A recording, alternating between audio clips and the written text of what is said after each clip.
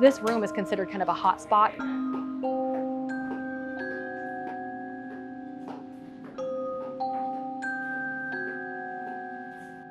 Is there anybody here in this room with us right now?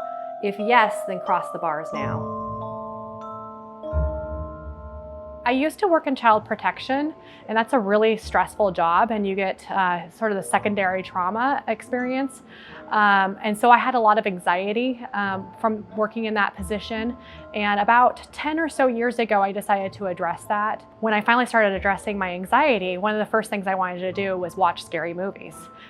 One day, my sister and I were hanging out and talking, and she was telling me that she really enjoys haunted stuff. And I'm like, actually, I've been really interested in that too. So we found this thing in common that we had, and we decided to start doing an annual haunted road trip. So we would pick like a location that we wanted to go, and then I would do all the research and kind of get her input, and she would do some research too. And then we'd put together this whole organized road trip that we call our haunted road trip every October. I was like, really good at organizing this stuff, and I thought I should start doing that too. So I contacted Birchwood Saloon and asked if I could do some ghost hunting tours here, and they were interested in that.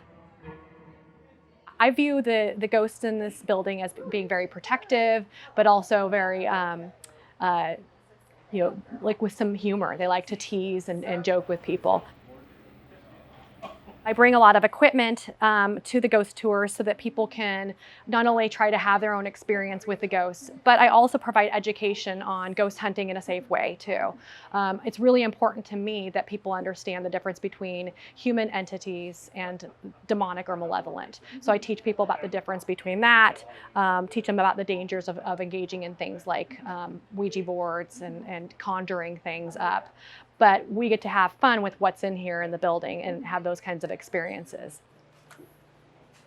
All right, so right here is kind of our hot spot. So I'm gonna turn on the REM pod. This is a REM pod. You'll notice that when I get close, it goes off. You have to be aware that if somebody's getting close that it's gonna go off, but it's very sensitive to entities in the environment. We'll just let that be here. See if it goes off every once in a while. But using the dowsing rods, like I said earlier, we just lift it up. So these are, old time concept of being able to look for water, divining water, or anything in the ground. We've been having a lot of luck using these things lately. What you can do is you get them up to where they're stable, and then you can tell the entities that I'm going to ask you yes or no questions.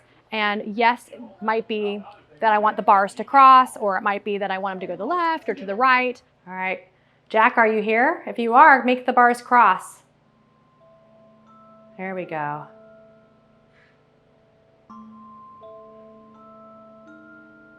Keep it going. Good job. All right, can you uncross the bars now?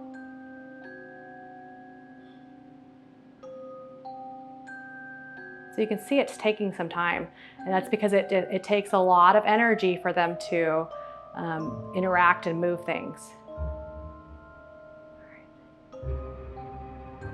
We're almost back to a start again. Awesome. Thank you, Jack. I appreciate it. All right. Yeah. That's awesome. He's on command today.